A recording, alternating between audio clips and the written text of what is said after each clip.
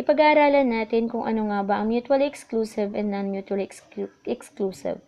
So, kailan natin ito i-apply sa mga problems? So, may mga problems ako ibibigay rito, then identify natin kung mutually ba or non-mutually exclusive events ang i-apply. Okay, unahin natin ang mutually exclusive events. Events that cannot occur at the same time. Okay, if two events A and B are mutually exclusive, then the probability that either A or B occurs is the sum of their probabilities. In symbols, we have P of A or B, it is equal to P of A plus P of B, or the probability of A plus the probability of B. As you can see on the Venn diagram, we have the set A and set B. So, mayroong element ang set A at meron ding unique element ang set B. Okay? Therefore, we have the probability of A or B, it is equal to the probability of A plus the probability of B. I-add lang natin yung probability ng A at probability ng B. Okay, example number 1. A ball contains 15 chips numbered 1 to 15. If a chip is thrown randomly from the ball, what is the probability that is 7 or 15? So, since meron kang 15 chips at naka-numbers yun, 1 to 15, and we have 1, 2, 3, 4, 5, 6, 7, 8, 9, 10, 11, 12, 13, 14, 15. Okay, meron tayong dalawang simple events, the probability of 7 and the probability of 15. The probability of 7 is 1 over 15. And the probability of 15 is also 1 over 15. So, this is mutually exclusive kasi pareho naman silang unique elements or wala silang common. So, i-apply natin ang mutually exclusive. In symbol, we have the probability of A or B is equal to the probability of A plus the probability of B. Therefore, we have 1 over 15 plus 1 over 15. It is equal to 2 over 15. Okay, another example. What is the probability that it is 5 or a number divisible by 3? Okay, so we have to identify the probability of 5, and that is 1 over 15. And then, the probability of divisible by 3. So, we're going to identify what are those numbers. So, divisible by 3 are 3, 6, 9, 12, and 15. So, we have 5 divisible by 3. Therefore, we have 1 over 15 plus 5 over 15. Okay, divided by 3, both numerator and denominator. Therefore, we have 2 over 5. Okay, we can apply mutually exclusive kasi wala silang common. Okay, so the probability of 5 is 1 over 15 and the probability of divisible by 3 is 5 over 15. And then it is equal to 1 plus 5 is 6, and then copy the common denominator 15.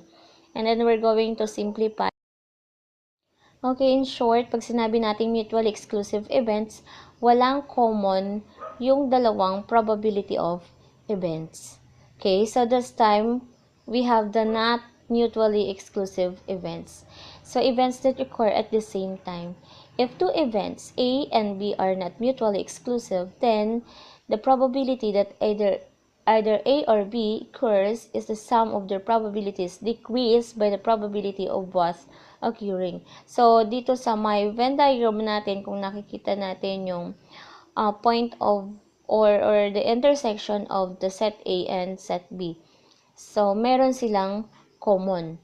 In symbol, we have the probability of A or B, it is equal to probability of A plus the probability of B minus the probability of A and B.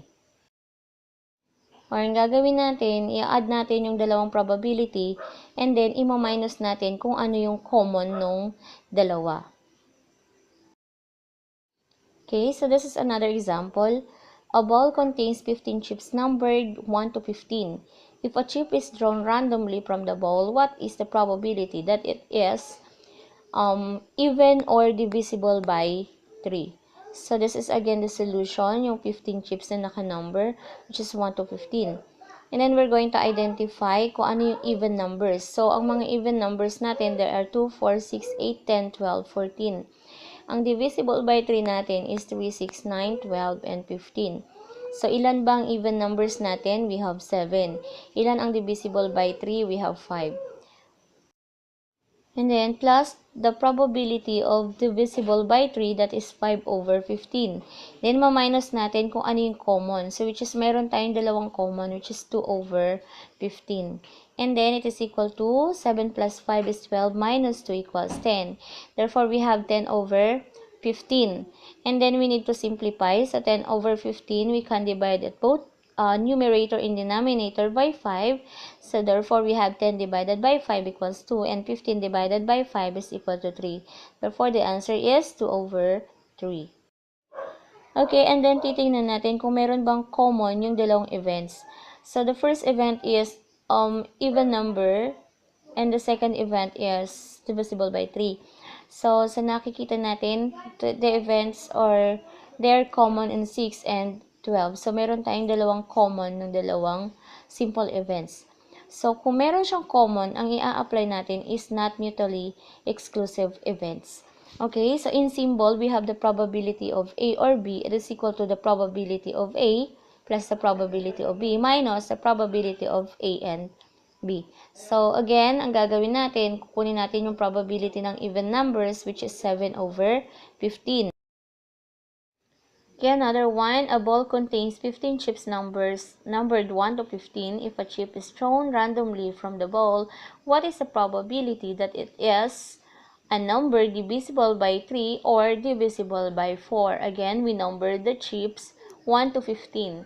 Then, we're going to identify ano ba yung mga divisible by 4 at ano yung divisible by 3. Divisible by 4, we have 4, 8, 12. And divisible by 3, we have 3, 6, 9, 12, 15.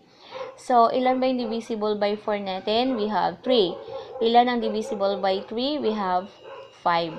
Okay.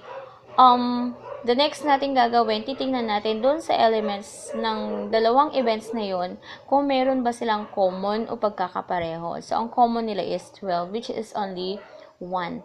So, kung meron silang common, ang i-apply natin is not mutually exclusive events.